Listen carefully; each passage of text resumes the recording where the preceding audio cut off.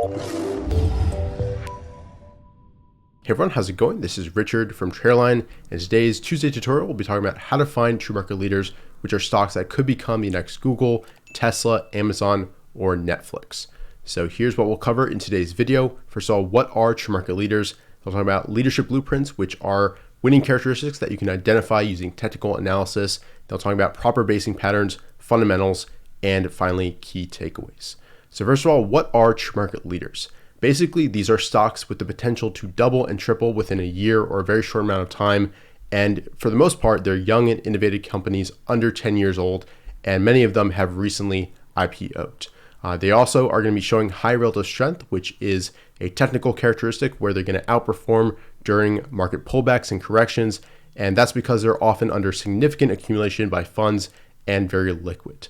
And to put everything together in one sentence, these are basically companies with a strong combination of price strength and fundamentals / story. And here we've got a chart of Asana, ticker symbol ASAN, which has been one of the TMLs of 2021, breaking out of this base with excellent sales growth, and it's gone on to basically triple from this base breakout.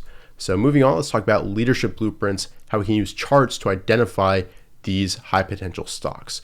So first of all, many of them are breaking out of early stage bases, and these are basically bases early on in their uptrends. So they're IPO bases, first and second stage bases. Once you get to the third, fourth, fifth consolidation within an uptrend, just the probabilities are a little bit against you that the stock can double and triple from that point.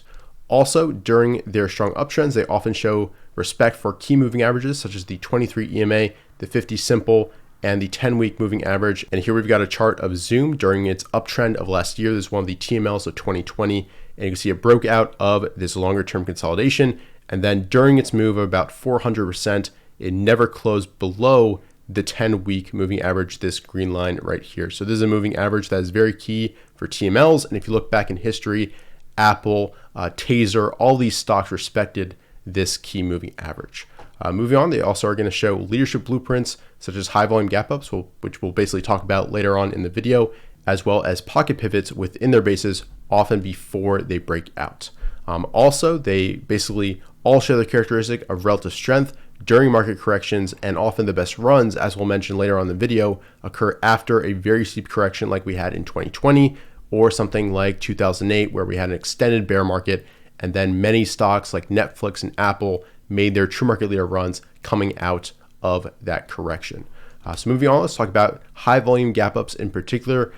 True market leaders often have these gap ups very early on in their uptrend, and this can be caused by catalysts such as earnings or news, which can spur new institutional buying interest. So here we've got a chart of UPSD, which had an earnings gap up the right-hand side of its base, and from here it's gone and basically doubled since, instead of actually a high tight flag base here, and really shown a lot of power. So these gap ups on huge volume, ideally it's the greatest in over a year, maybe even the greatest ever, really show that institutions are involved, because normal retail buyers can't create this type of volume. Here we've got a TML from 2020 apps, which had multiple gap ups within a strong uptrend as it went from sub $10 to basically 100. So these high volume gap ups, always watch out for stocks that are gapping up on news, on earnings, because that could start a very strong trend. Moving on to high relative strength, basically true market leaders reveal themselves during corrections and pullbacks by exhibiting relative strength and pulling back less than the market, holding key moving averages, and just trying to fight the overall market downturn as much as possible. And a key thing to look out for is relative strength new highs before price. And RS new highs is basically defined by using the relative strength line, which is this blue line up here, which maps the ratio of the stock's price to the SPX. So if the stock is outperforming the market, this line will be in an uptrend, and if it's underperforming, it'll be declining. And here we've got an example with DocuSign, which actually also started its run from an earnings gap up, and then during the 2020 correction was trying to fight the general downtrend. And when the market was losing its 200-day, you can see it held it, this black line here, and the relative strength line was increasing during this correction. So pay special attention to stocks that have an increasing relative strength line during market pullbacks and corrections. And from this point on, it went on to double and triple and have a really, really nice trend. So keep in mind, relative strength is extremely key. Next, let's cover proper basing patterns. So the strongest runs come out of constructive bases, often early stage, as I mentioned. And I think it's key to remember that the best runs and the longest trends occur coming out of corrections. And the longer the correction or the steeper the correction, the better. And that's why we had so many true market leaders in 2020. And early stage bases are best. And this is because institutions are still learning about the stock, accumulating shares, building their positions, when later on in their uptrends, they might be kind of de-risking some, selling parts of their positions that they bought way lower. And also we want to see a prior uptrend before that early stage base, suggesting that the stock is under accumulation and trending nicely. And finally, we want to see relative strength at the right-hand side of that base as the stock is making its way towards all-time highs. And going back to this prior uptrend, obviously the exception here is IPO bases, when a stock obviously doesn't have any prior history.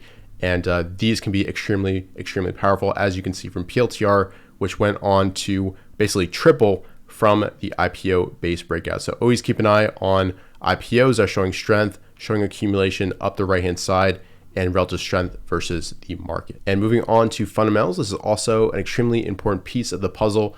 And that's because no stock is going to double or triple or even go up 400, 500% without some type of catalyst or fundamental driver and a bunch of funds accumulating shares. So the things that I really care about are the classic canceling fundamentals, quarterly earnings growth, sales growth, margins strong as well, annual estimates. These are very important. You want to see these as high as possible. And anything over 50% EPS growth for a year is something that's extremely significant. I like to see increasing fund ownership. I don't have this tab open here with the screenshot of Tesla right before its strong move through 1,000 last year. But I want to see an increasing trend in the number of funds and ideally some high quality funds with great track records accumulating shares as well. So in terms of fundamentals, you just want to see that the company is growing strongly and also in an industry and group that is doing well. And Tesla last year was part of the auto manufacturers group, ranked number 2 out of 197. So it had that overall group strength behind it as well. And that just basically kind of adds to the probabilities of it working and being a big winner. Also, Tesla had the N and Can Slim, a new or innovative product with the electric vehicles.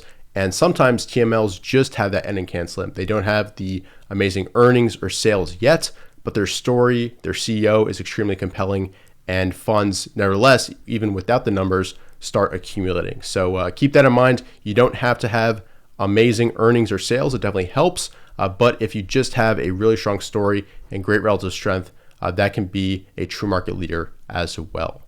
So here are some key takeaways. Focus on the highest quality stocks. TMLs often have a combination of strong technicals and fundamental drivers behind it, including that story. They are often young and early stage companies, and often the strongest uptrends come out of corrections like 2020 and 2008. So with that, I hope you guys enjoyed this video. If you did, go ahead and leave a like down below and subscribe if you're new to the Traderline channel. I'll see you guys in future videos. Thanks.